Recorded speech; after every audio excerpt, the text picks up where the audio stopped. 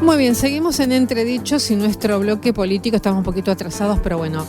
La semana pasada hubo una marcha así, con aislamiento, conservando las distancias, de un sector, ¿no?, que fue muy criticado, tuvo mucha prensa de todos lados, de todos los sectores, que fue el polo obrero, que estaban reclamando por alimentos, agua, kit de limpieza y millones de cuestiones que se necesitan, tantos millones no, las cosas elementales. Estuvimos hablando la semana pasada con alguien de Varela, el responsable del polo obrero de Varela, Tito Pasos, y nos dijeron que bueno, que se habían comprometido en darles respuesta. Esto fue una movilización en todos lugares, ¿no?, en todo el país. Queremos saber qué está pasando en la actualidad después de ese encuentro con la gente de Desarrollo, y tenemos al aire a Eduardo Babiloni, que es dirigente del Polo Obrero Nacional. Muy buenas tardes, Eduardo. ¿Cómo te va? Te habla Gilda acá de Entredichos.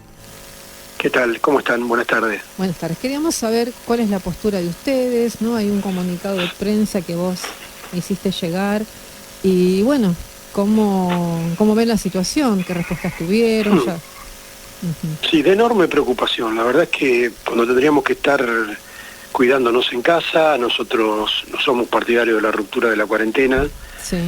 Fuimos criticados la semana pasada, entiendo injustamente, porque lo que hicimos fue expresar una necesidad enorme que no puede esperar y que tiene que ver con la cuarentena. La cuarentena, decíamos, en esa movilización no se sostiene con hambre, o al revés, con hambre no hay cuarentena, porque la gente está obligada a salir, a buscar alguna cosa que hacer, alguna actividad que realizar, algún comedor donde ir, y no es lo ideal, no es lo mejor, no es lo que corresponde, no es lo que se necesita hoy la salud pública argentina, porque obviamente uno no solamente pone en riesgo su vida, sino que pone en riesgo la de los demás, la de su familia, la de los más cercanos, y en general la de la población en una pandemia mundial que ha quedado claro que... han quedado claras muchas cosas con la pandemia. Por un lado, ha quedado claro que no estaba preparado el mundo para semejante ataque, que el sistema sanitario mundial tampoco estaba preparado,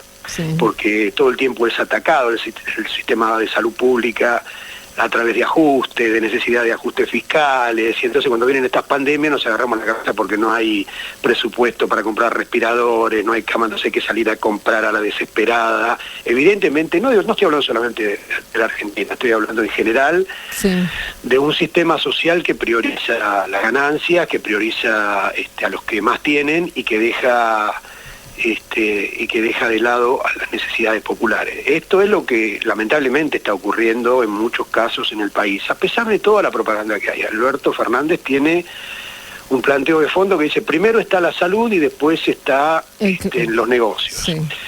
Pero está ocurriendo que para que haya salud tiene que haber cuestiones materiales que se resuelvan, que todavía a 50 y pico de días de la cuarentena no están resueltas, como por ejemplo el agua potable, y el caso más extremo, pero no el único, es el de la capital, es el de las villas de la capital, sí, que están al lado de la Casa de Gobierno, al lado de la Casa de Larreta, al lado de los funcionarios que miraron cómo ahí había una bomba de tiempo, los compañeros de esos barrios denunciaron que había una bomba de tiempo y finalmente la bomba de tiempo estalló.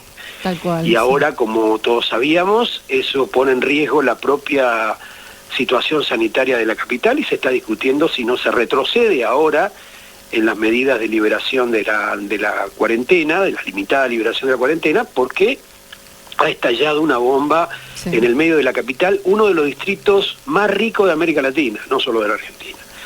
Y no había gente que no tenía agua a 30 pasos de la Casa Rosada.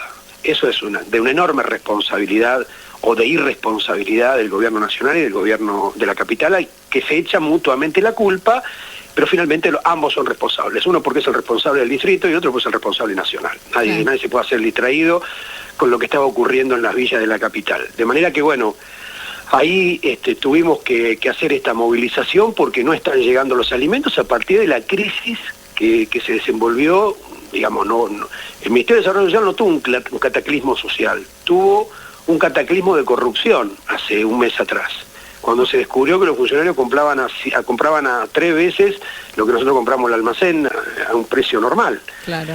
Lo cual era claramente una estafa y había compromiso de parte de los que vendían, pero también de los que compraban. Igualmente acá en los barrios populares, ¿no? También falta agua. Desde hace rato claro. No es un problema exclusivo de la capital, claro. Es un problema que se extiende a todo el país. No le cuento a los compañeros nuestros del Chaco, las comunidades de pueblos originarios, no le cuento lo que ocurre en Misiones. La gente está volviendo a la medicina. Recién estábamos hablando con un compañero de Misiones del Dorado que vuelve a la medicina indígena, a plantas medicinales, porque no puede gastar en remedio, no tiene para gastar en remedio. El ingreso que el gobierno determinó, que es el IFE, para atender a la gente que se ha quedado sin ingresos, ya no solo los desocupados, sino aquellos que trabajaban y no trabajaban en el sector informal, es una miserabilidad enorme. 10.000 pesos, de repartidos en 50 días, son 300 pesos, 400 pesos por día. Claro. Es una locura, eso es imposible vivir, una familia. Mientras tanto, y hoy se lo dijimos a los funcionarios con los que nos reunimos, el gobierno sigue pagando la deuda externa. Sí.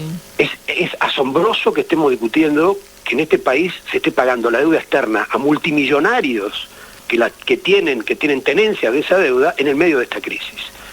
Claro, y aparte el subsidio a las empresas, ¿no? Como ustedes ponen en el comunicado. ¿Cómo? El subsidio, no la escucho muy bien. El subsidio a las empresas, ¿no? Que sigue el gobierno. El subsidio a las empresas, que además han agarrado el subsidio a las empresas, han pactado con la burocracia de la CGT la baja de salario y siguen despidiendo. Claro. Es decir, todas, tienen todo a favor de ellos y siguen reclamando más beneficios porque quieren extender la reducción salarial, no quieren poner un peso. Encima el gobierno no ha implementado la medida elemental de un impuesto especial a las grandes fortunas. Claro. Usted sabe que el Frente de Izquierda, en la única y primera sesión que hubo hasta ahora bajo la cuarentena en la Cámara de Diputados, el Frente de Izquierda, Romina del Plan, nuestra compañera, junto con toda la bancada del Frente de Izquierda, presentó un proyecto para gravar a las grandes fortunas más de 100 millones de pesos para que aporten algo en este. Acá todos estamos poniendo, todos haciendo un sacrificio, pero resulta que los que se han beneficiado enormemente, no solo con las empresas, sino con los bancos, con la especulación, con la de la economía, especulación financiera, bueno, con todo lo que ocurrió en este país durante los últimos 50 años y que produjo que mucha gente se enriqueciera mucho y muchos se empobrecieran mucho. Claro.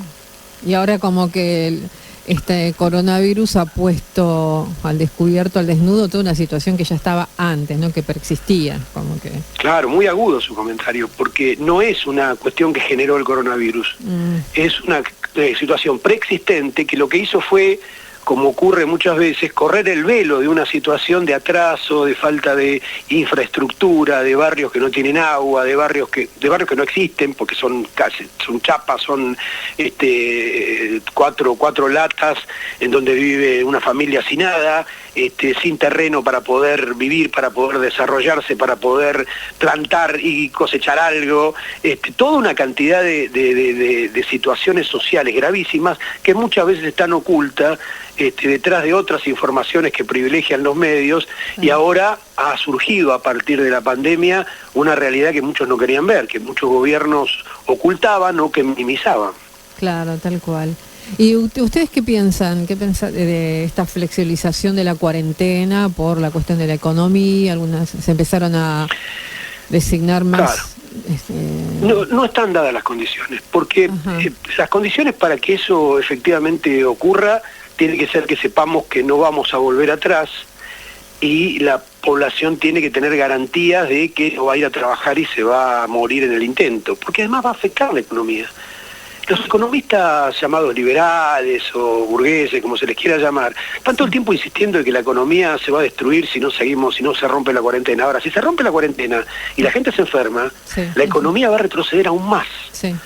Es decir, que ni siquiera sabe de lo que hablan cuando reclaman, porque el efecto de rebote que puede tener la enfermedad en este cuadro puede agravar muchísimo más las condiciones económicas. Ahora, sin las condiciones materiales también se va a romper la cuarentena producto de la presión de los trabajadores. Sí. En muchos lugares los trabajadores están saliendo porque no soportan la cuarentena, porque las patronales no garantizan el pago de los salarios, porque el gobierno mira para otro lado cuando hay despidos. El caso más emblemático, pero no el único, es el de el gobierno dijo, no se puede despedir. Techín dijo, yo voy a despedir, y despidió, y el Ministerio de Trabajo rubricó esos despidos.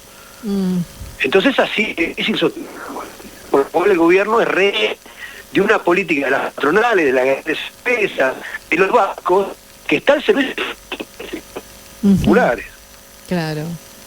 Ustedes volvieron a tener no tuvieron respuesta, me estás diciendo, entonces. Hoy tuvimos una reunión un poquito más promisoria, vamos a ver, dicen que van a abrir un programa nuevo para la asistencia a los comedores populares, vamos a ver si hay respuesta. La verdad que salir en estas condiciones, con estos fríos y con esta situación no es lo que queremos, pero a veces hay que visibilizar estos reclamos porque escuchamos decir al ministro que está todo bien, y que hay un montón de programas que asisten a la gente, pero después a la gente no le llega una cantidad importantísima de gente. Ya nosotros hemos protestado la semana pasada, salieron otras organizaciones en el interior, yendo muchísimas organizaciones a la calle, y gente no organizada también está yendo a la ruta, movilizándose, haciendo acciones porque no llega lo que se necesita para que se mantenga esta cuarentena y defendamos la salud de todos los trabajadores. Mire, se lo dijimos al ministro muy concretamente, si en vez de todos estos programas, el INFE, la asignación universal, la tarjeta, toda una burocracia impresionante eso, y un clientelismo también, todo eso, dijo, ¿por qué no ponen un subsidio al desocupado de 30.000 pesos directo, universal, y para todas las personas la gente va y lo compra, y no tiene que depender de ningún burócrata del Estado que termine o comprando a 300% más de lo que vale? ¿Por qué no? Y dijo, sería una buena idea. Nunca van a decir nada sobre esto. 30.000 pesos por persona es una cantidad importante, que permite además a la gente comprar lo que necesita y al mercado también moverse económicamente, porque hay consumo. Claro. La gente que no cobra, no consume. O sea que esto está afectando más a los sectores, la gente de la villa que no tiene, que vive sin nada, que no tiene agua, a los geriátricos, a los paradores, claro, es a un sector determinado.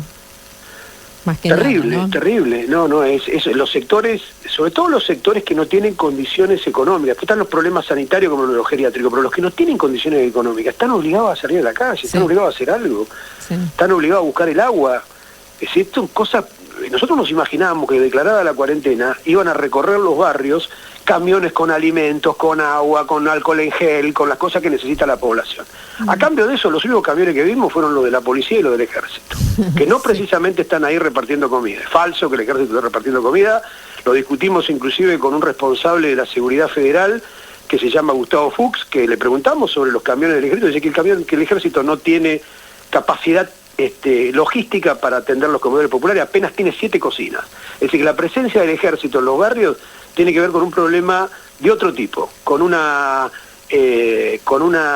presencia del ejército argentino que tiene tanto cuenta que rendir todavía a la población por lo que hizo y por los servicios que le prestó a la dictadura militar.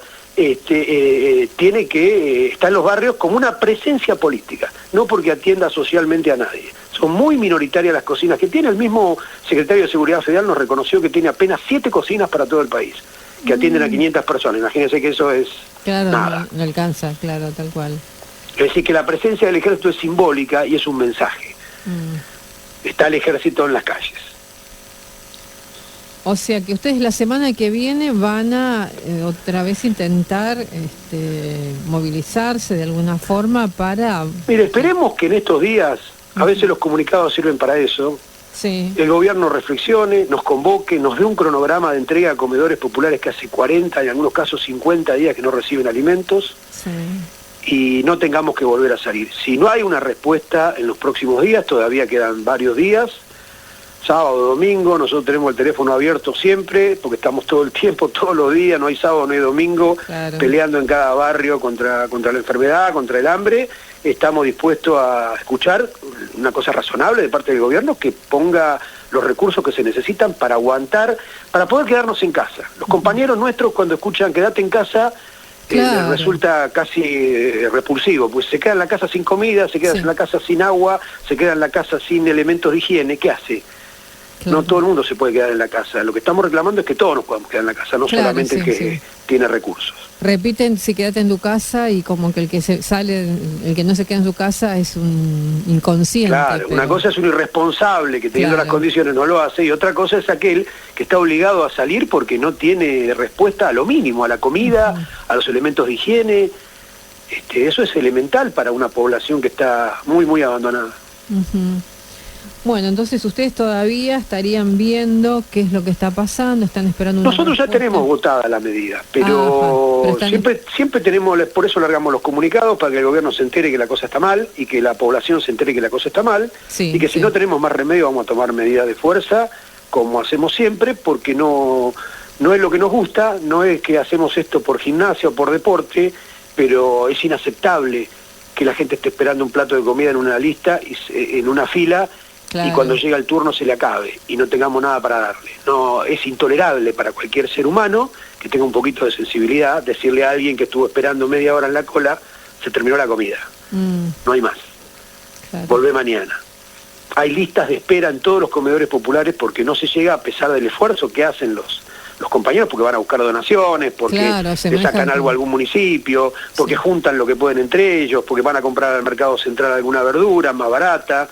Es decir, porque hacen enormes esfuerzos para poder hacer una olla popular, pero igual no alcanza. Entonces tenemos que darle la peor noticia que se le puede dar a un pibe, a una señora, a un compañero, a un anciano que no tiene para comer, que es que se acabó, que no hay más. ¿Y ustedes dónde tienen comedores escolares, comedores comunitarios? En todo lado. Mire, el más lejano está en Tierra del Fuego, algún día si quiere le mando una foto. y el más al norte está en Jujuy, en La Quiaca. Tenemos comedores en La Quiaca. Después en toda la geografía y en la provincia de Buenos Aires, bueno, qué sé yo, son más de 300 acá en la provincia de Buenos Aires. Hay por todos lados, hay acá en el interior de la provincia de Buenos Aires, en Mar del Plata, en San Nicolás, en Olavarría, en Tandil. Por todos lados, lamentablemente, hay gente necesitada de un comedor popular. Bueno, y en las grandes provincias mucho más, en las provincias que tienen periferias, donde son desplazados los sectores más pobres, hacia la periferia de Rosario, el Gran Rosario, Córdoba, Mendoza, todas ciudades que tienen una enorme población alrededor de las grandes ciudades, porque es otro fenómeno que es la expulsión de los trabajadores del campo a partir de la frontera sojera, que hace que la gente sea expulsada del campo y termine en las ciudades.